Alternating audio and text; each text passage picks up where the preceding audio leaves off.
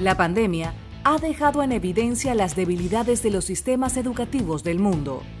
En esta edición de Efecto Naim, exploramos cómo la corrupción le está robando el futuro a los estudiantes y por qué estamos ante una oportunidad única para reformar la educación. Además, el provocador psicólogo Tomás Chamorro Premusic nos cuenta por qué tantos hombres incompetentes se convierten en líderes y qué hacer para evitarlo.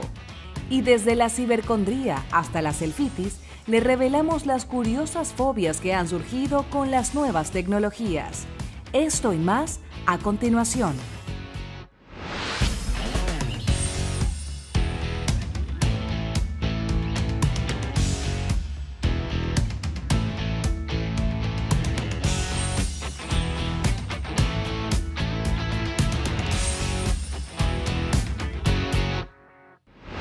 Bienvenidos, soy Moisés Naim desde Washington. Encantado de estar de nuevo con ustedes. 1.500 millones de personas, concretamente 1.500 millones de estudiantes. Ese es el número de estudiantes de primaria, secundaria, de las universidades, que en todo el mundo de un día para otro quedó cesante. O mejor dicho, quedó sin ir a clases, sin tomar lecciones, sin hacer tareas. En teoría, estos estudiantes serían educados en casa, a distancia, y en muchas partes ocurrió, pero eso rápidamente agotó la paciencia de los estudiantes y de los padres o de las personas con quienes estaban estudiando, y también mostró la debilidad, las dificultades de hacerlo a distancia, que mezcladas con las deficiencias que ya venía acumulando la manera de enseñar, el sistema educativo en todos los países del mundo, crea una crisis que quizás es muy bienvenida. Y quizás aquí viene la oportunidad de darle una vuelta a la manera como educamos a nuestros jóvenes. Miren. Mientras colegios y universidades cerraban sus puertas por el brote del coronavirus, las clases en línea llegaron de la noche a la mañana a América Latina. Los niños no han estudiado por falta de los computadores, porque solo un celular no alcanza. Un ejemplo, yo tengo 5 hijos y no alcanza para hacer las tareas. El COVID-19 sacó a relucir la profunda brecha digital que existe en la región y en otras partes del mundo. Según la UNESCO, unos 826 millones de alumnos carecen de acceso a Internet. Eso es la mitad de la población escolar a nivel global.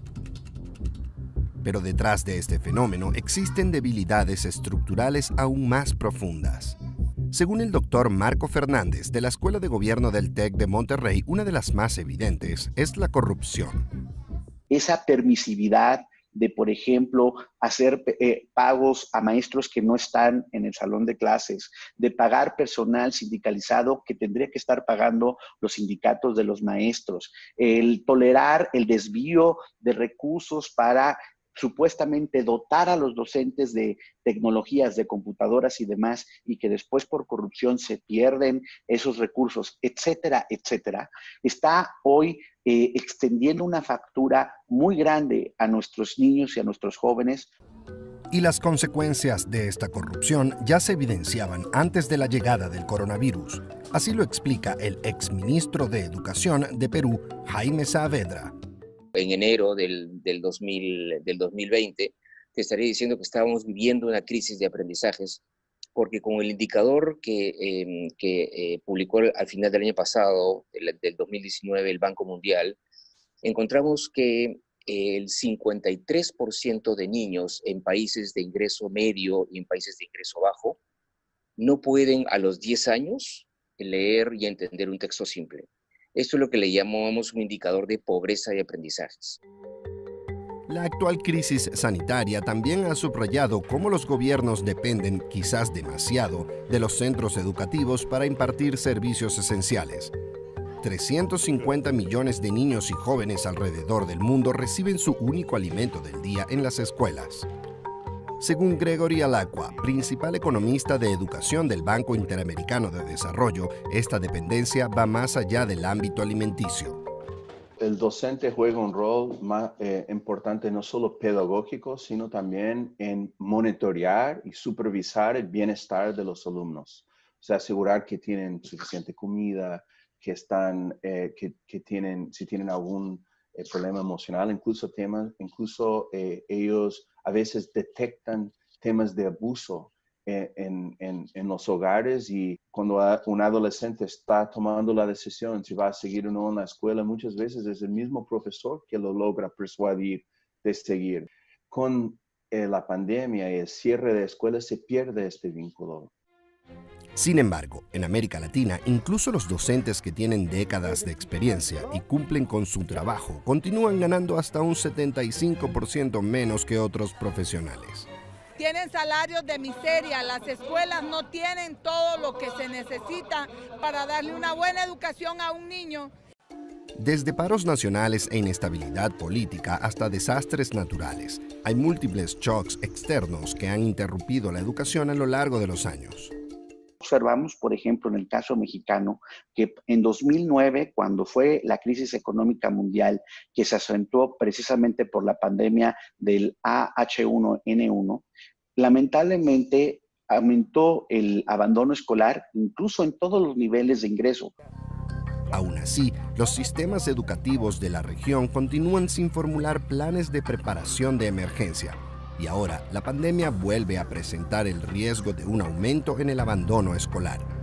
Es por eso que el ACUA subraya la importancia de que los gobiernos implementen nuevas estrategias de reforma educativa, como por ejemplo estimular el sector educativo privado.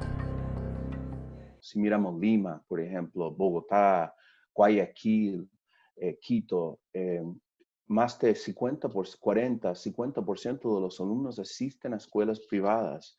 En Guatemala, 8 de 10 jóvenes en educación secundaria asisten a una escuela privada. Y esos no son escuelas privadas de élite, son escuelas privadas de sectores medios, donde pagan una mensualidad mínima y donde asisten alumnos de nivel socioeconómico medio, de clase media, o nivel socioeconómico incluso bajo. Yo creo que estas escuelas, según la evidencia que hemos visto, están en peligro de cierre. En Perú, por ejemplo, el gremio indica que muchas familias no han pagado mensualidad en marzo y abril. Mediante estímulos y subsidios para prevenir el cierre de escuelas y universidades, los gobiernos podrían incluso establecer condiciones para mejorar estándares de calidad. Pues muchas instituciones llevan décadas cobrando altas mensualidades por una educación mediocre. En México, por ejemplo, los costos de las universidades privadas han aumentado casi 20% en los últimos años. Pero la misma Secretaría de Educación ha declarado que estudiar en estas instituciones ni siquiera garantiza un buen empleo.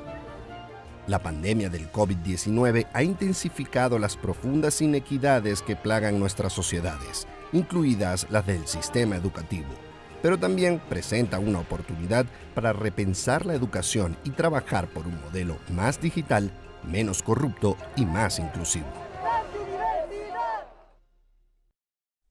La pandemia y su relación con la educación. La esperanza de que la crisis cree un nuevo sistema educativo, un nuevo modelo, una nueva manera de pensar acerca de educación. Ojalá que sea así.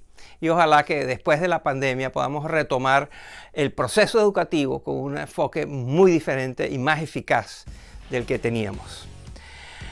Al regresar de la pausa voy a hablar con un reconocido psicólogo que ha escrito un libro acerca de por qué los líderes son tan defectuosos.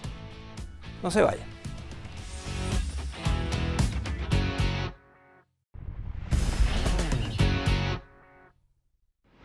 No hay duda que estamos enfrentando retos inéditos, importantísimos, globales, muchos de los cuales generan problemas para los cuales no tenemos soluciones, como por ejemplo no tenemos todavía una vacuna para el coronavirus.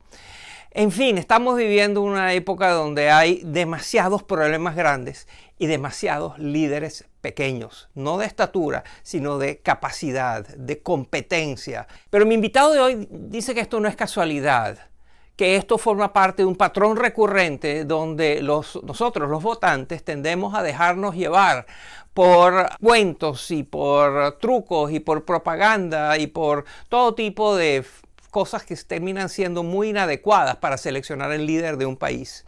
Él se llama Tomás Chamorro, es psicólogo, ha sido consultor de empresas, profesor, es autor de libros, de varios libros, es columnista. Él ha escrito un libro que se llama ¿Por qué tantos hombres incompetentes se convierten en líderes? Noten la palabra hombres. Él cree que hay un problema con hombres incompetentes, narcisistas y defectuosos en muchos sentidos, que terminan ocupando puestos de poder importantes y manejándolos malísimos y creándonos muchos más problemas. Esta es mi conversación con el doctor Tomás Chamorro. Miren. ¿Por qué tantos hombres incompetentes se convierten en líderes? Ese es el título de su más reciente libro, doctor Chamorro. ¿En quién está pensando usted? La verdad no tenía nadie específicamente en mente, ¿no? Sí hay una tendencia general por la cual se escogen a los líderes en base a su carisma, su exceso de confianza, cómo se presentan, sobre todo en situaciones cortas como la entrevista laboral.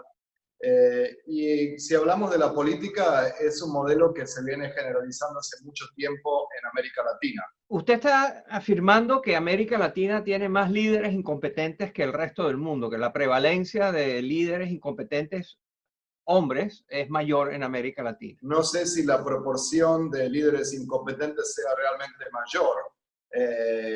Lo dejo para los historiadores ese tema, pero sí parece que la fórmula de elegir a líderes en base a cómo se presentan es algo que en Latinoamérica se viene dándose mucho y más se viene exportando a otros países más desarrollados ahora. Hoy en casi todos los países del mundo se eligen a líderes en base a un debate televisivo, si nos impactan, si son graciosos, entretenidos, decimos que tienen talento para liderazgo, y si son aburridos se los descarta. En el ámbito corporativo de las organizaciones, las empresas multinacionales invierten mucho dinero en sistemas de recursos humanos para detectar el talento para el liderazgo, y sin embargo se cometen los mismos errores. Cuando alguien es carismático, narcisista o tiene un exceso de autoestima o confianza, decimos, ajá, gran talento para el liderazgo, y eso no es cierto.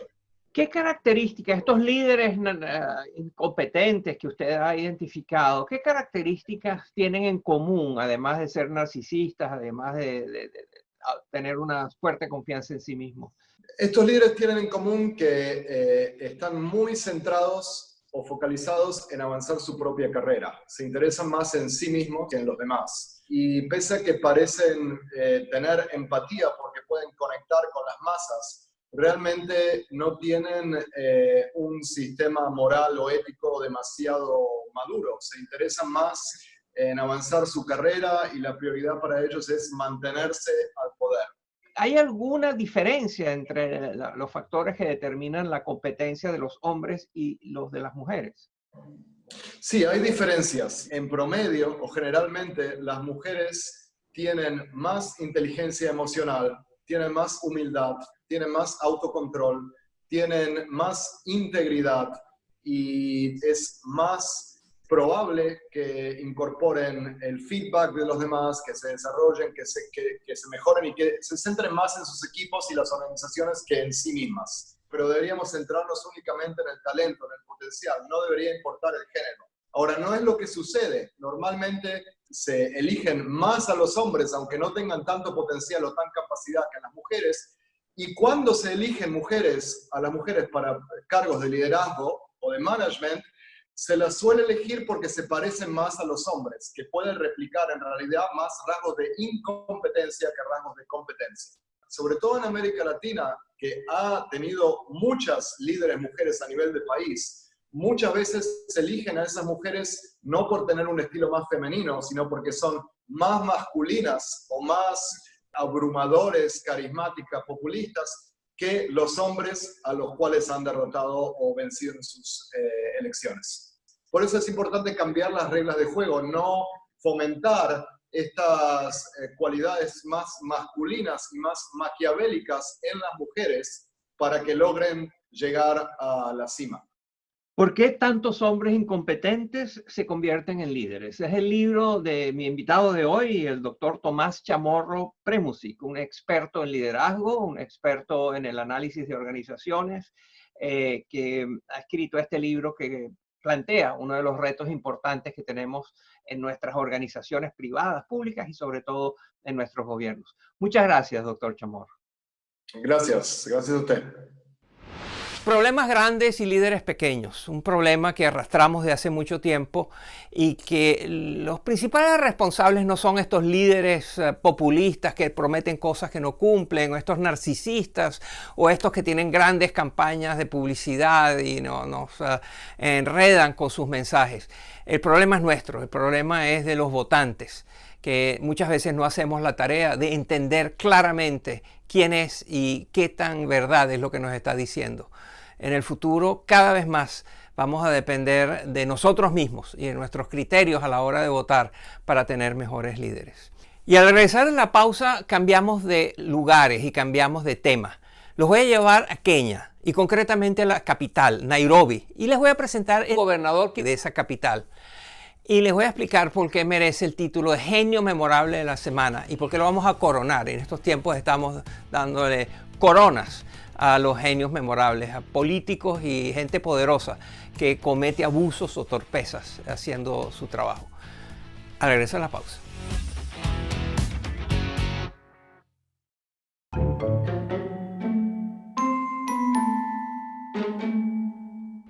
Mike Sonko es el genio memorable de esta semana. El señor Sonko es el gobernador de Nairobi, la capital de Kenia. Sonko se ha hecho merecedor de nuestro reconocimiento como genio memorable de la semana. En esta sección, en la cual todas las semanas identificamos a alguien que merece ser reconocido por su abuso de poder, por su corrupción o por su torpeza o por una creativa combinación de todos estos factores y otros. Miren. El gobernador de Nairobi, Mike Sonko, parece estar obsesionado con el oro y consigo mismo. En un país en el que 17 millones de habitantes viven en la pobreza, Sonko opta por llevar ostentosas joyas y atuendos y manejar un llamativo carro de color oro. Quizá no es de sorprender que su respuesta ante el COVID-19 fuese tan peculiar como él. Sonko recurrió a una ONG que fundó en 2015 llamada Sonko Rescue Team, o Equipo de Rescate de Sonko.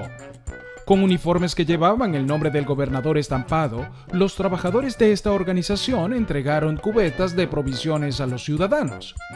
Además de papel higiénico, arroz y botellas de gel antibacterial con la cara y el nombre del gobernador en la etiqueta, las cubetas contenían botellitas de coñac.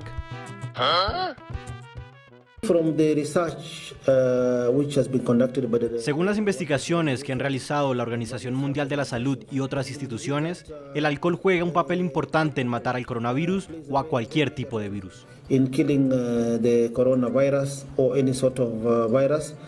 Permítanos aclarar. La Organización Mundial de la Salud ha dicho que el consumo de alcohol no puede matar el COVID-19. Así que la afirmación de Sonko es casi tan ridícula como el conjunto que llevaba puesto. De hecho, la marca de las botellas de coñac que Sonko repartió procedió a publicar un comunicado desmintiendo al gobernador. Pero no es la primera vez que Sonko mete la pata. Su currículum de transgresiones incluye un enfrentamiento hostil con periodistas, un escándalo de narcotráfico y un arresto por acusaciones de corrupción. Desde entonces, Sonko ha logrado evitar la cárcel. Si tan solo la policía tuviese una celda de oro, seguramente el gobernador no tendría problemas con regresar. Genios memorables en tiempos de coronavirus. Si usted conoce alguno de estos, por favor, avísenos.